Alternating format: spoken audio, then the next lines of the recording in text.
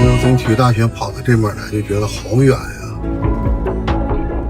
你要直接往这个东郊民巷这块拐的话，这就堵死了。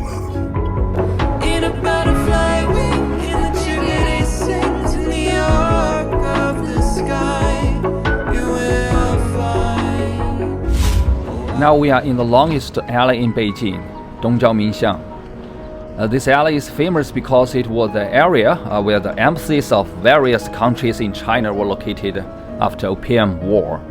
After 1860s, France, Britain, and other countries obtained the right to establish embassies in China and successfully built their own embassies in this area. Later, Belgium, Germany, and other countries also established their own embassies in the surrounding area. Finally, Dongjiaomin Lane became a relatively independent list area in Beijing. And nowadays, we all know that the embassy area in Beijing is in the East Third Ring Road area of Beijing. The entire Dongjiaomin Lane is about 1.5 kilometers long. The place where we are standing now was once the boundary of this area. That is a location of the East Gate. According to the records, this place was guarded by German soldiers and there were German military camps stationed inside of the wall. Now it is a famous hospital for eyes in Beijing, Tongren Hospital. Now I want to go in and see what historical traces can be found in this longest alley in Beijing.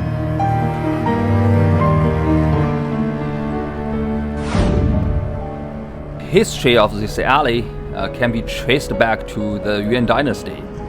At that time, this street was not called Dongjiaomin Lane but Jiangmi Lane. At that time, goods from Jiangnan were transported to Tongzhou via the Beijing-Hangzhou Grand Canal and then directly to Beijing via the Tonghui River. This area gradually formed a grain and oil trading area. The rice in southern China was called Jiangmi at that time. So this alley, as a grain trading area at that time, was later called Jiangmi Xiang. In the Yuan dynasty and the early Ming dynasty, this alley was twice as long as it is now, extending all the way to Xuanwumen.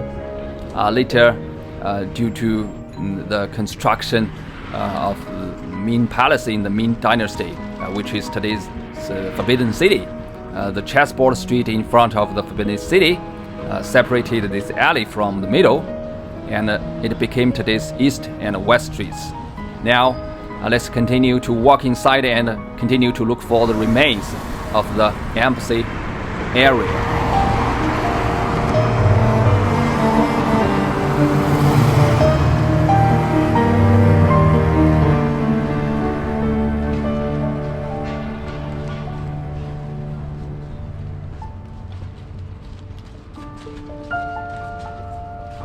But now everyone has a cell phone. Sure, it was a phone call, but it seems to be broken now. The screen doesn't work. This is also a monument.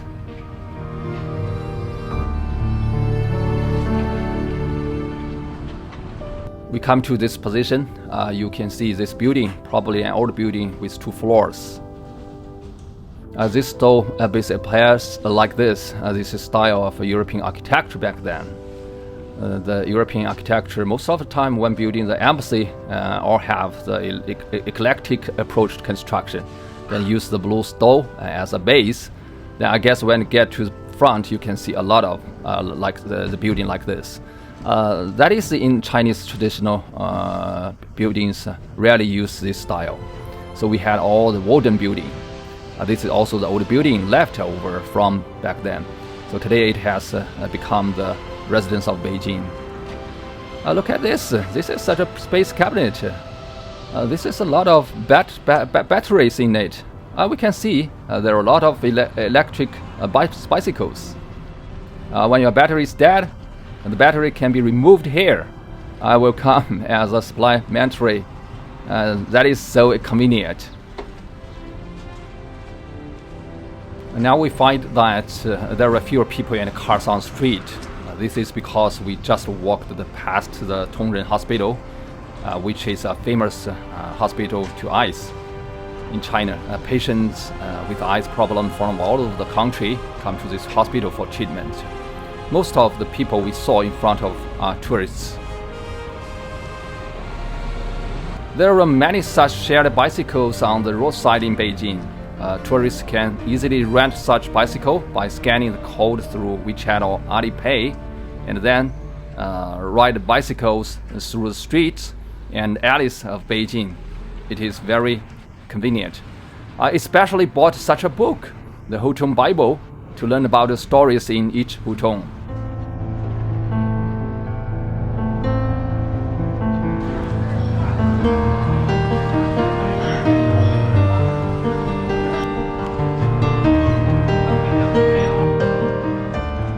This is obviously European architecture. It's now a residential compound. It seems that there is still original balcony left. The original embassy door. How easy this life is. Imagine grasp a cup of coffee 100 years ago, sitting on the balcony. What a pleasure.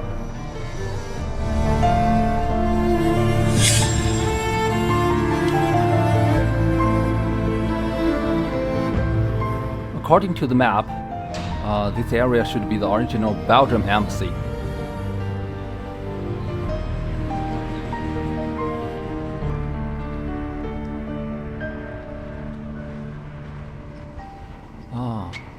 The door of a Belgium embassy.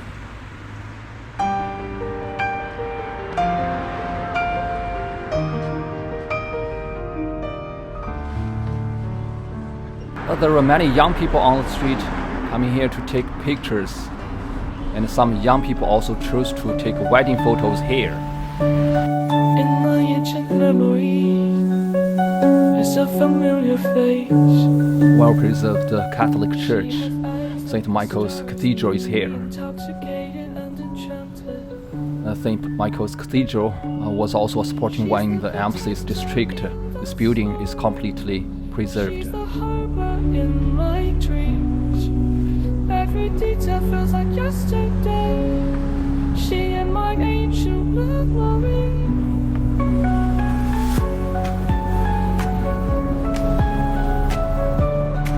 This church was built in 1900 by French missionary Gaspar. It has 3 bell towers.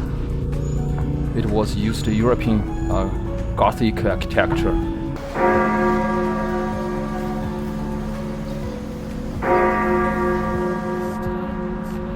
Green brick walls.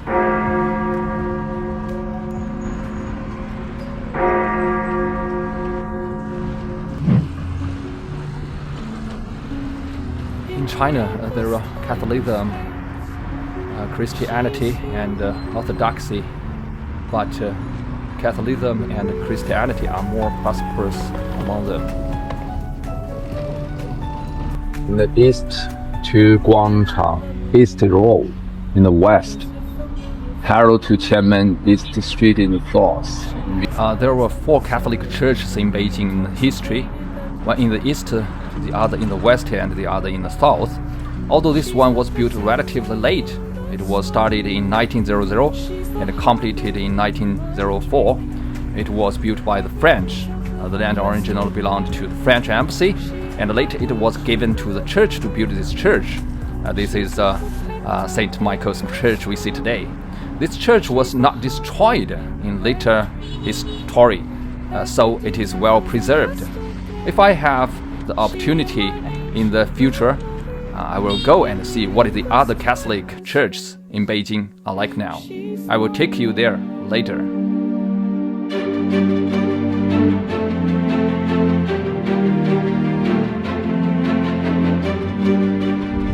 According to the map, after World War II, from Japan, continue west from this road, Taijichang Street.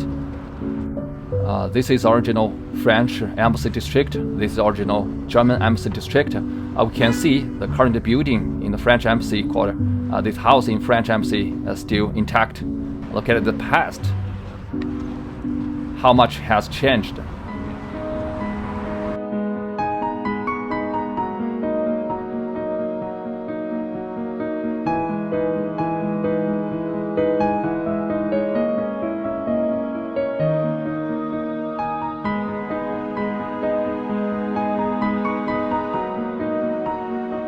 Look at this wall. Look at this corner. It's a typical German architectural style. You can see from this wall, traces left behind. These bricks should also be used in that year. What we can see is the gate of French embassy, the French embassy in Dongjiaomin Lane. So today it has become the offices of the Beijing municipal government, but in the future they should be moved out. The place may open in the future. It has been moved to another district. This place should be set in the 1860 after the Second Opium War. Came to this area first to build the embassy, the French embassy. The area was completed in 1861. This place is Principal Chun's mansion. It's actually the palace of Qing Emperor. The emperor's child or the emperor's brothers occupy an area.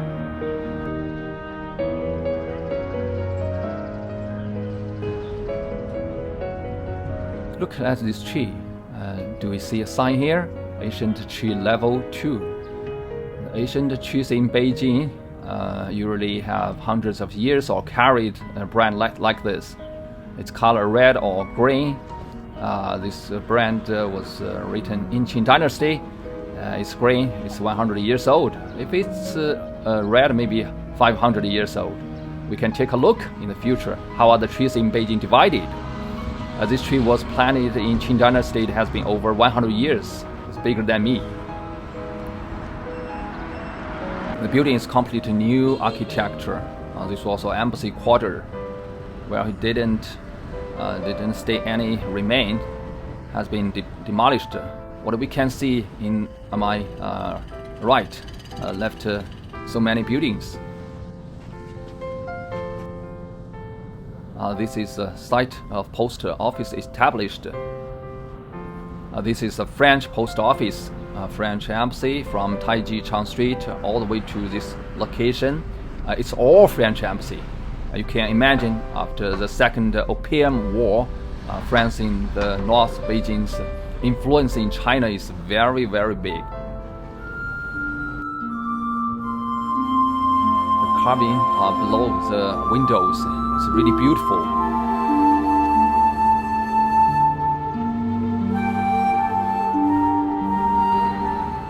Like this European architecture, the feeling of traveling through the time.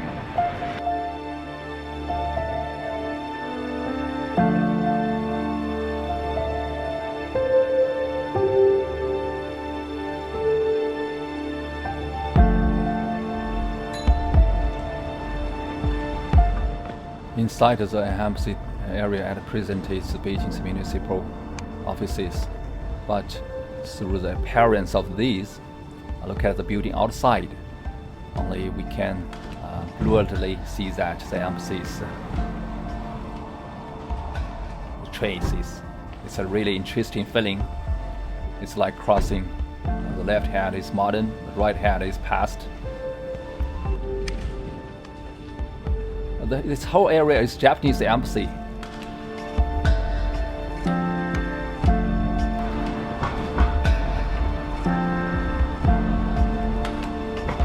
It is the Courthouse Museum Gallery. We can take a look. Is this the original Spanish library? Now it's the Dongjiaomin Lane Hotel. It's a star hotel. This building was Spanish embassy. Oh, this embassy is huge. The building is very high. Next to a Spanish embassy is Japanese embassy.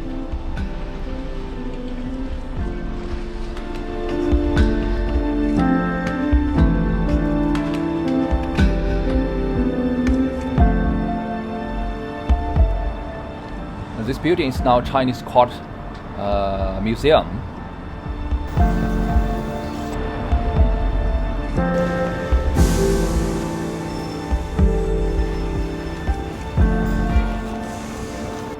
Now I'm going to take a look at today's exhibition in Chinese Court Museum. Outside appointment, I need to access museum system of this courthouse. Then click appointment. Now let's go. Take a look. 有原来的领票在这儿吗？没有领票，直接过安检刷身份证就可以了。刷身份证是吧？那个没带身份证的。身份证号也可以。啊，好嘞，谢谢。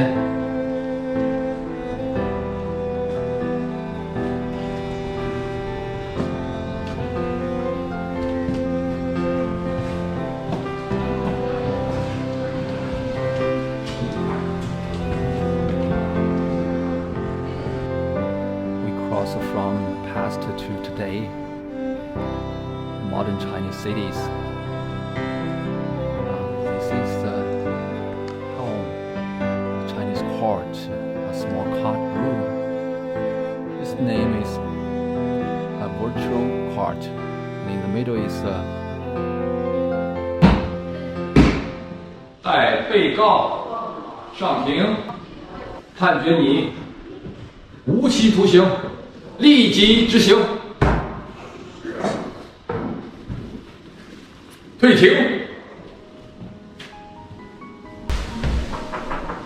door is made of metal. If you guess correctly, it was supposed to be back vault back then. It should be going down from this position. This should be where they were originally placed back's valuable assets.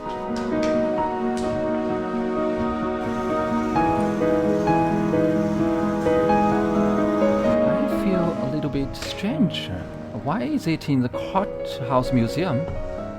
Exhibition of bronze ware shouldn't it be in the archaeological museum, but there is a reason he's put it here. In the past history, in many of these vessels, in a way, it symbolized a kind of power at that time.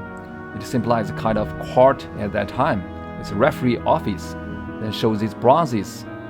Combined with that year, we can see that there is a food, in fact, a symbol of power.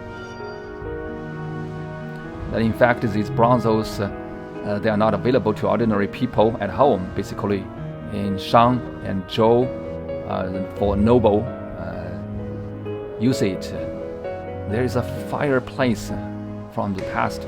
It's exquisite. There is a tile on it. Carved tiles. Wow, this is metal. It's exquisite. The shape of the fireplace is pure marble, natural marble. This picture is from the Qing Dynasty in Beijing, a complete diagram. This part is the inner city of the past, and then this part was the outer city. This part lives basically outside of the flagman. What about inside? And we can see the dotted. This is Imperial City. Imperial City is except for the Forbidden City. Outside service for the Forbidden City, only for Emperor's family or service agency located there. It's all around here. The surrounding areas basically surround the Forbidden City. White flag, blue flag lives in the city. The outer city is to come out the Zhengyang Gate. From the south and from the north, the businesses basically lived here. This is an evolution of judge clothing in China. Some foreign patterns of judges' clothes. This is a robe from Hong Kong, Macau, and Taiwan. This is from Kazakhstan, Pakistan, Russia, Afghan judge, and so on. What's on display here? In 8484, have unified this the clothes. We just saw there are several countries. What style is in your country? Like us? Don't forget, leave a message.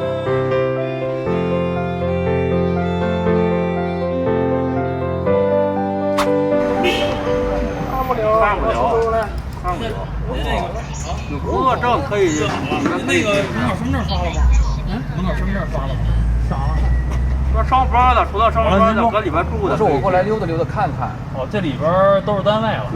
可以，没问题啊。我们到哪儿刷身份证？前面，然后前面那个还有一岗，您也就大概走到那儿，因为里边全是单位。就是知道这有个警察博物馆。我知道，我知道。我过去溜达一圈呢，看一下，没毛病吧？对不对？没事。这博物馆号吧。博物馆景博开您得约。我就约的嘛。对对对，过了这儿，然后再往前那岗，您最多就到那儿了，该回来了。啊，好吧。好，谢谢啊。Start here, across the Zhengyi Road. This is a Russia embassy quarter, but now it has become a Supreme Court. Supreme Court is not allowed to be photo. We are going to cross the street and look at the police museum. This is a police museum. It's original city back.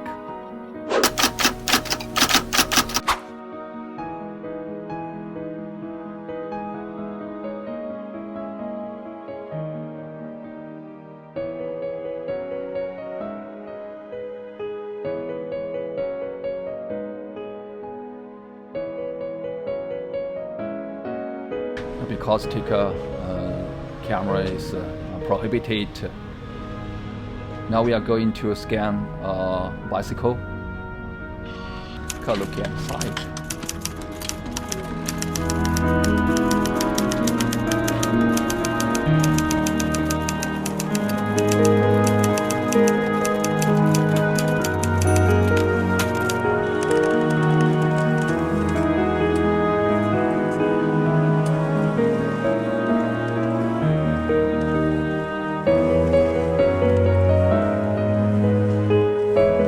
Dongjiaomin is a famous lane. This street is parallel from the Dongjiaomin side looking into. These embassy area are now occupied by hotel, residences, areas. It's hard to see the trace of the past.